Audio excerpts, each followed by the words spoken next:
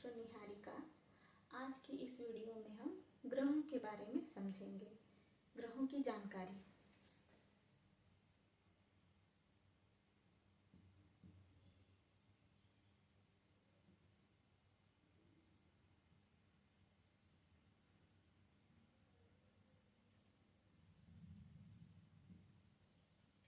ज्योतिष में हम ग्रहों के बारे में समझेंगे। कौन कौन से ग्रह होते हैं ज्योतिष में? सूर्य, चंद्रमा, मंगल, बुध, गुरु, शुक्र, शनि, राहु, केतु। तो सबसे पहले हम सूर्य के बारे में समझेंगे। सूर्य, ज्योतिष में सूर्य के बारे में समझेंगे। ज्योतिष में सूर्य को राजा माना गया है, पिता के समान। अगर किसी व्यक्ति की कुंडली में सूर्य अच्छा है, मजबूत है, तो वह व्यक्ति किसी राजा के समान जीवन व्यतीत करता है। उसकी सोच, उसकी प्रकृति, उसका स्वभाव किसी राजा के समान होगा। वह छोटे काम नहीं करेगा, राजा वाला एटीट्यूड होगा उसके अंदर। वह छोटे काम बिल्कुल भी नहीं करेगा। करियर में थोड़ा तंग भले ही रह जाए, पर स्वाभिमान उसके अंदर भरपूर होगा। और अगर किसी व्यक्ति की कुंडली में सूर्य मजबूत नहीं है, अच्छा नहीं है, तो वो लोग झूठी शान दिखाने वाले होंगे। उनके जो एक्शन होंगे वो गलत होंगे। सूर्य मजबूत होने पर लोग राजा के समान जीते हैं, और सूर्य मजबूत ना होने पर झूठी शान दिखाते हैं। जिनका सूर्य मजबूत होता है वह व्यक्ति ज़्यादातर चिकित्सा क्षेत्र में जाते हैं। सूर्य के बाद हम चंद्रमा के बारे में समझते हैं। चंद्रमा, ज्योतिष में चंद्रमा को माता माना जाता है। हम उसे रानी भी मानते हैं।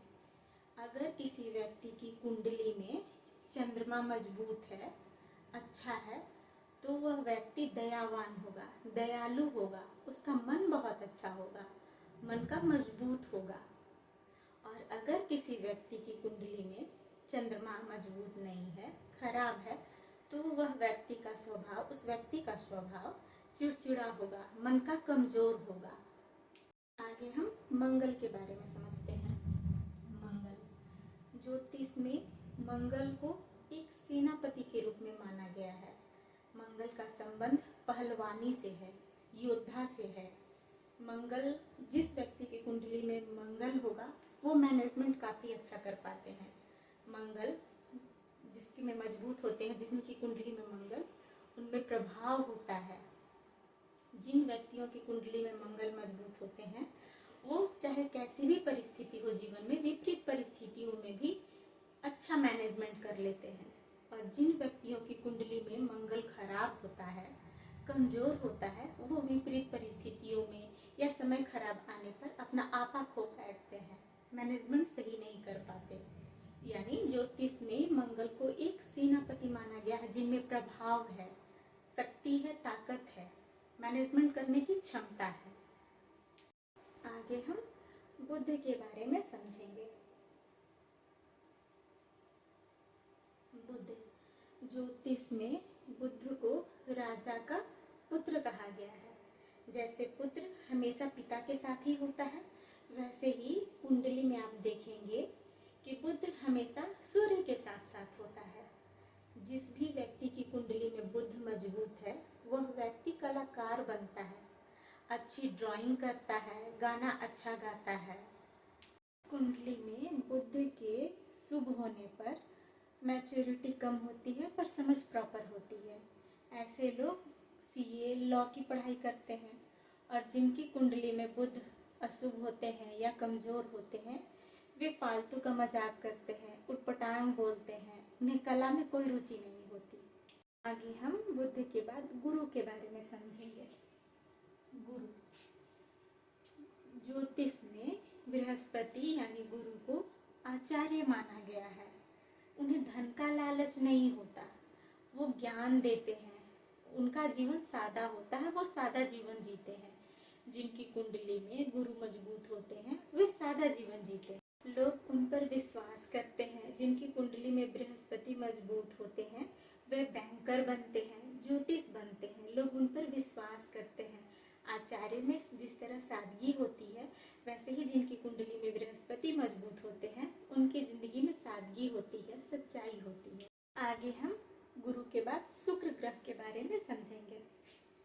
शुक्र ज्योतिष में शुक्र को एक ऐसे आचार्य के रूप में माना गया है जो कहते हैं कि परमात्मा का नाम लो लेकिन जीवन में सभी सुख, सभी तरह के सुखों का भोग करो, जो मन करता है सो करो। कुंडली में शुक्र मजबूत होने पर लोग फैशन की अच्छी जानकारी रखते हैं, जिंदगी के हर सुख सुविधाओं की संपूर्ण जानकारी रखते हैं। जिनकी कुंडली में शुक्र मजबूत होता है वैसे लोग सजने संवरने के शौकीन होते हैं।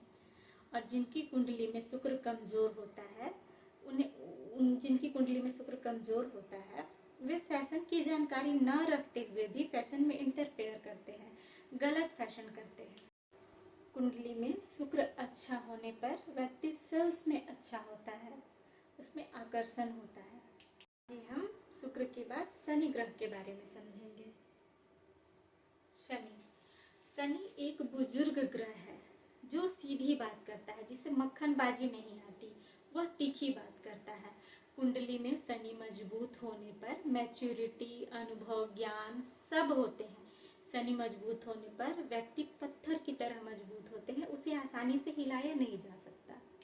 अगर किसी व्यक्ति की कुंडली में शनि अच्छा होकर मजबूत होगा तो वह व्यक्ति पॉजिटिव वे में स्ट्रांग होगा।